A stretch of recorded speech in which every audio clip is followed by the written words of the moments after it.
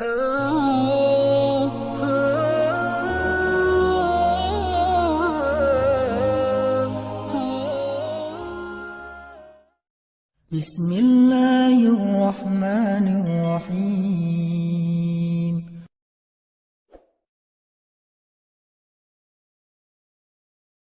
Bagaimana ikhlas itu bisa merubah sesuatu yang sedang kita alami, baik itu musibah ataupun itu anugerah. Kemudian bagaimana cara kita menjadi seseorang yang mukhlis, sampai ke derajat tertinggi dari mukhlis itu adalah mukhlas. Jadi ada mukhlis, ada mukhlas. Orang mukhlis adalah orang yang sedang belajar menjadi ikhlas. Orang mukhlas, orang yang udah ikhlas banget. Jadi orang yang mukhlas itu gak ada bedanya antara dipuji sama dicela. Itu mukhlasin. Ketika dia posting sesuatu, likersnya banyak atau malah hatersnya banyak, buat dia gak ngaruh. Itu mukhlasin. Gak gara-gara dia yang nge-like dan komen positifnya disanjung banyak, jadi dia semangat. Terus giliran di hate sama orang lain, dicela sama orang lain, dia jadi kayak pundung gitu. Ini berarti sedang belajar mukhlis. Orang mukhlas nggak ada bedanya bagi dia antara emas dan batu. Sama di mata dia antara emas dan batu. Orang mukhlas sama di mata dia antara pujian dan celaan. Orang mukhlas sama di mata dia antara orang yang membalas kebaikannya atau justru mengkhianati kebaikannya. Dia tetap menolong orang tersebut. Ini mukhlasin, derajat tertinggi dari mukhlisin. Sehingga para anbiya kayak Nabi Yusuf, Nabi Musa, Allah menyebutnya mereka adalah mukhlasin. Wadhkur fil kitabi Musa innahu kana mukhlasan wa kana rasulan nabiyya. Salah satunya. Coba kalian ingat kisah tentang Musa.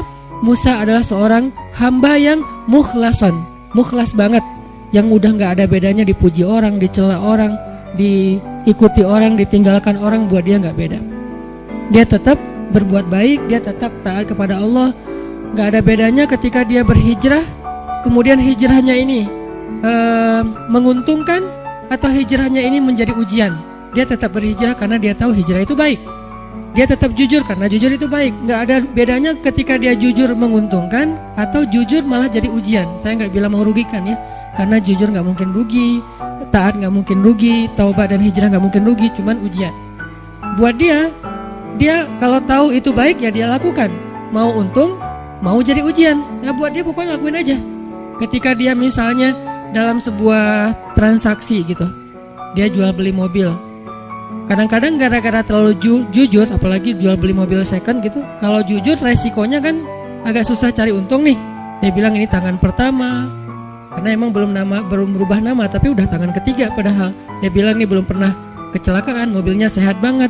Kalau yang masih modelnya analog malah bisa diulik supaya kilometernya dikurangin. Gak tahu kalau yang digital.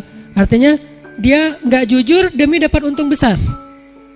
Nanti untuk less guilty dia akan bantu anak yatim, panti asuhan, bikin tasyakur bin ni'mah di rumah kayak gitu kan. Ini proyek kecil, apalagi proyek besar. Ketika dia udah main dalam sebuah event, udah main dalam sebuah proyek-proyek pemerintah yang angkanya udah MM-an, dia susah untuk jujur. Lalu setelah dia gak jujur dapat untung supaya sedikit less guilty-nya, dia bantu pesantren, panti asuhan, bangun masjid atau tasyakuran di rumah, ngundang anak yatim. Nah, sekarang kita coba kembalikan lagi, bukan itu yang disebut orang soleh. Orang soleh itu adalah ketika dia taat kepada Allah dalam keadaan sarra au dharra, dalam keadaan senang atau dalam keadaan susah, dan itulah mukhlasin.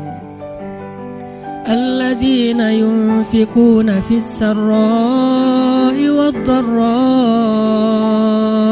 Orang yang tetap membantu orang lain. Yunfik itu kan bukan hanya ngeluarin duit ya, tapi inti dari yunfik atau infak itu adalah ngebantu orang. Kalau kita ngeluarin duit tapi nggak membantu orang, itu namanya juga yunfik. Tapi yunfik untuk dirinya, karena infak dalam bahasa Arab itu mengeluarkan harta. Cuman identiknya mengeluarkan harta di sini artinya bantu orang lain. Dia tetap bantu orang lain fis sarra au dharra. Fis sarra ketika dia lapang rezekinya, au dharra ketika dia juga lagi terlilit hutang, dia juga lagi susah. Dia juga belum makan tapi ngasih makan orang lain. Ini ringan. Yang berat itu adalah ketika ujiannya perasaan. Dia tetap bantu orang itu walaupun orang itu mungkin melupakan kebaikan dia. Dia tetap bantu orang itu walaupun orang itu adalah pernah nge-unfollow dia. Dia bantu orang itu walaupun orang itu ngeblok dia. Yang lebih berat lagi, dia bantu orang itu walaupun orang itu pernah mutusin dia. Dan saya juga belum kalau itu. Masih mukhlisin, belum mukhlasin. Mukhlisin lagi belajar ikhlas, belum benar-benar jadi orang yang ikhlas. Bisa nggak kita ngelakuin satu kebaikan tanpa lagi membedakan antara efek dari kebaikan itu nguntungin atau justru menjadi ujian. Nah ini kalau udah nggak ngaruh lagi efek itu, insya Allah kita udah menjadi hamba yang mukhlason. Kalau yang mukhlason, maka setan udah nggak bisa lagi nggodain kita. Karena ketika setan berakad dengan Allah setelah Allah memarahinya gara-gara gak mau sujud kepada Adam, kemudian kata setan, akan saya goda hamba-hambamu selama saya masih ada di dunia, kecuali hambamu yang mukhlason. Itu gak bisa digoda sama setan. Kenapa? Mau goda pakai apa? Udah gak ada bedanya di dia antara nikmat dunia dengan ujian dunia. Dia cuma tahu ini taat, ini baik, ini halal, dia kerjakan. Mau itu untung, mau itu jadi ngerugiin dia dalam tanda petik, mau itu malah buat orang meninggalkan dia lakukan dengan akhlak yang tetap santun. Ini yang kita belajar dari menjadi seorang hamba yang ikhlas, menjadi seorang hamba yang mukhlas, sampai akhirnya kita lebih mudah melakukan kebaikan. Kayak misalnya kan ujian buat kita tuh kadang di keluarga aja.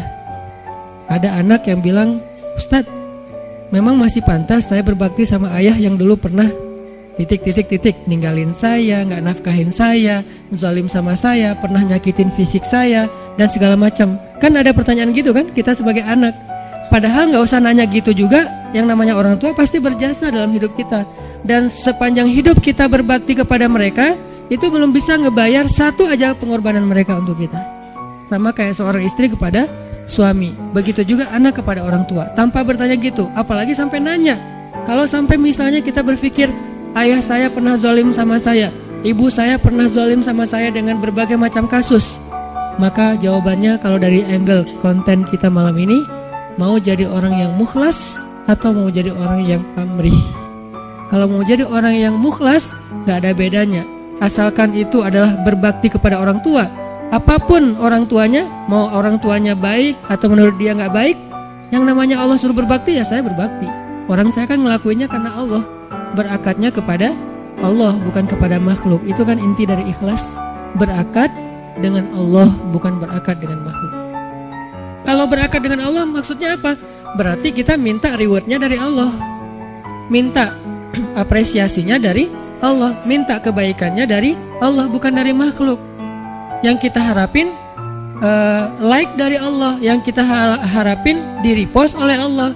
Karena ada sahabat-sahabat yang captionnya pernah di repost sama Allah di Al-Quran.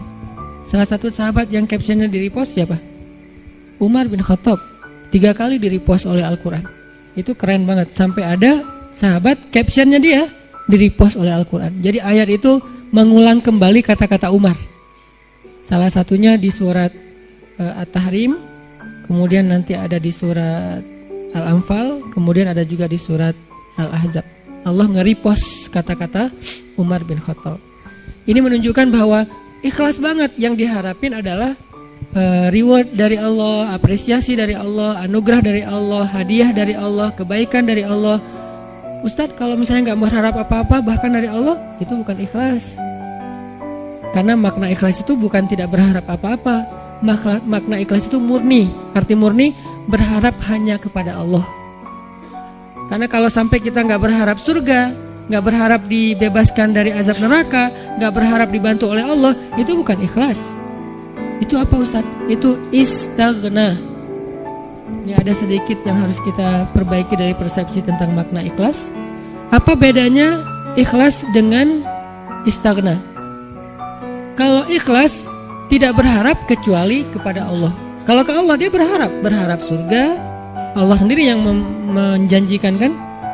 Wa'adallahu alladhina amanu misalnya, wa basyiril ladhina amanu wa amilus solihat anna lahum jannat. Ayat kayak gitu kan banyak banget di Al-Qur'an ya. Allah menyediakan untuk mereka ampunan, Allah menyediakan untuk mereka surga, Allah menyediakan untuk mereka kebaikan.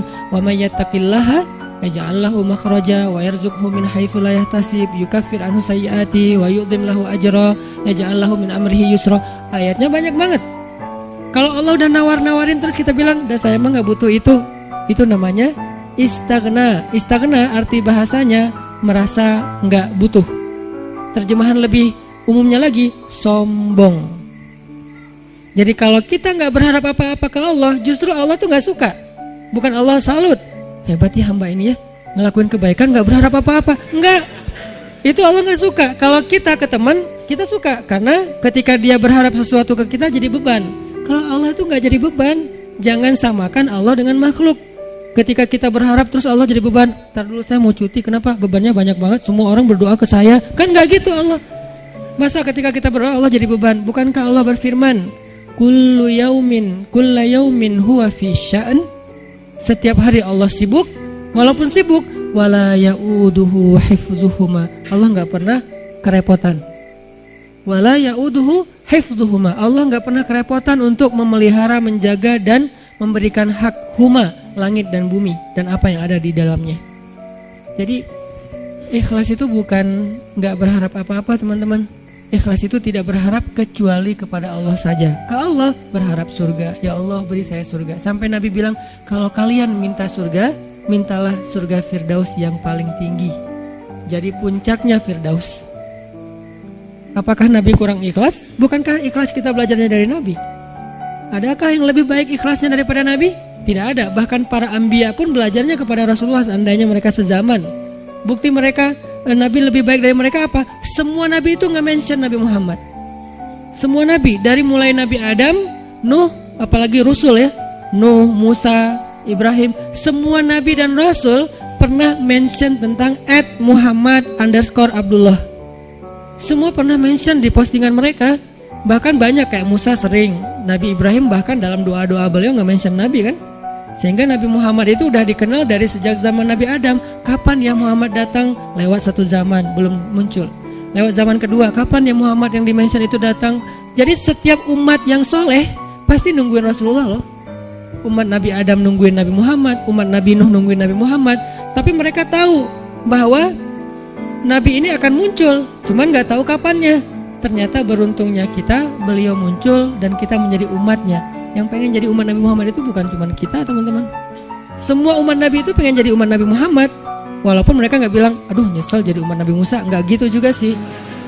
Mereka menghargai Musa, cuman mereka juga kayak berandai-andai punya wish gitu ya. Bisa gak ya jadi umat Nabi Muhammad? Kenapa? Karena Nabi Muhammad ini paling keren, paling luar biasa. Ya Sayyidul Anam, bukan cuma Sayyidul Anbiya, Sayyidul Anam, pemimpinnya semua manusia. Bahkan malaikat juga ikut kepada Rasulullah SAW gitu. Para anbiya sholat di Masjid Al-Aqsa diimamin oleh Rasulullah SAW. Jadi nggak ada orang yang lebih baik dalam masalah agama daripada Rasul. Kalau Nabi mengajarkan kita tentang mengharapkan kebaikan kepada Allah dan itu masuk dalam bagian ikhlas, berarti kalau ada orang yang nggak mengharapkan lalu merasa paling ikhlas, ini pasti ada yang miss nih tentang pemahamannya. Enggak. Tetap berharap, ya Allah masukkan saya ke surga. Bahkan doa kita sebelum kita salam, salah satu yang diajarkan apa? Allahumma inni a'udzubika min azabi jahannam wa min azabil qabr wa min fitnatil mahya wal mamat wa min syiddatil fitnah wa min syarri fitnatil masiihid dajjal. Atau doa yang dibaca sama Bilal terus di like sama Nabi itu apa? Yang diposting sama Bilal. Allahumma inni as'aluka ridhaka wal jannah wa a'udzubika min sakhatika wan nar. Itu kan postingan Bilal ya. Yang first like-nya malah Rasulullah. Lalu yang lain pas ngeliat Rasulullah nge-like pada nge-like juga. Akhirnya malah di save gitu postingan Bilal dan dihafal. Kemudian di-repost sampai zaman kita sekarang. Isinya apa itu? Meminta dan berlindung. Berarti mengharapkan kan? Meminta berarti mengharapkan surga dan ridho Allah. Berlindung berarti mengharapkan terbebas dari neraka dan kemarahan Allah. Ini berarti ikhlas. Jadi kalau kamu kenapa puasa? Biar ujian nasionalnya lancar. Wah gak ikhlas tuh. Ikhlas kalau berharapnya ke Allah. Kenapa tahajud? biar nilainya bagus. Ikhlas kalau berharapnya ke Allah. Kenapa ini? Karena ini. Kenapa ini? Baik urusan dunia maupun urusan akhirat selama halal ya. Karena kalau kenapa sekarang kamu rajin tahajud? Biar gua bisa dagangannya laku. Padahal dalam berdagang dia banyak curang. Ini nih agak klise nih. Klise sekali ya. Mirip-mirip dengan orang Khawarij di zaman sahabat. Sampai Nabi bilang gini. Ini klisenya Khawarij ya. Kalau di zaman kita menurut sebagian besar ulama dan saya sepakat dengan itu seperti ISIS. Klisenya Khawarij itu apa? Kata Nabi, kalau kalian membandingkan ibadah kalian dengan ibadah mereka, maka kalian akan meremehkan ibadah kalian. Saking ibadah orang Khawarij itu luar biasa. Itu soleh banget dari sisi ibadah ya. Taat banget, rajin ibadah banget. Sampai di zaman sahabat ada orang Khawarij lagi selesai perang, mereka istirahat di bawah sebuah pohon korma. Duduk di atas kepala para sahabat. Jadi ada sahabat yang dipenggal kepalanya, mereka duduk di atas kepala sahabat yang habis dipenggal. Istirahat, tiba-tiba jatuh buah kurma.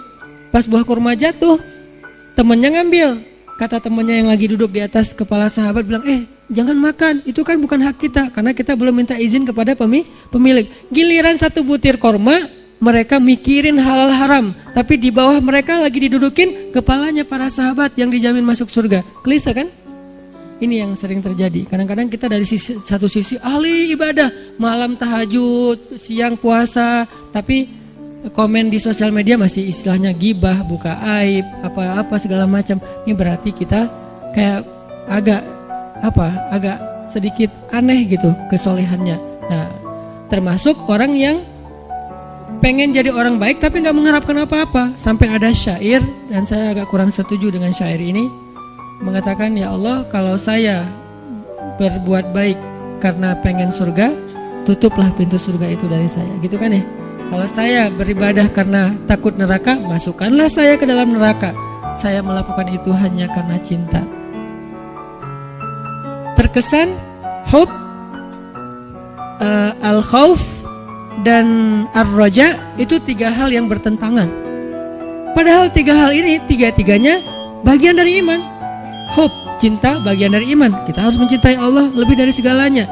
Khauf, takut kepada Allah, bagian dari iman. Sampai Nabi mengatakan, Ra'sul hikmah makhafatullah. Puncaknya orang yang berilmu itu takut sama Allah. Jadi orang yang paling takut pada Allah, yang paling banyak berilmu. Innama yakhshallaha min ibadihi al-ulama. Orang yang paling takut kepada Allah di antara hambanya adalah orang yang berilmu. Begitu juga dengan ar-raja. Siapa yang mengharapkan kebaikan di sisi Allah, maka dia mendapatkan apa yang diharapkan, termasuk niat. Maka yang paling tepat di antara makna ikhlas, ikhlas itu tidak berharap kecuali hanya kepada Allah.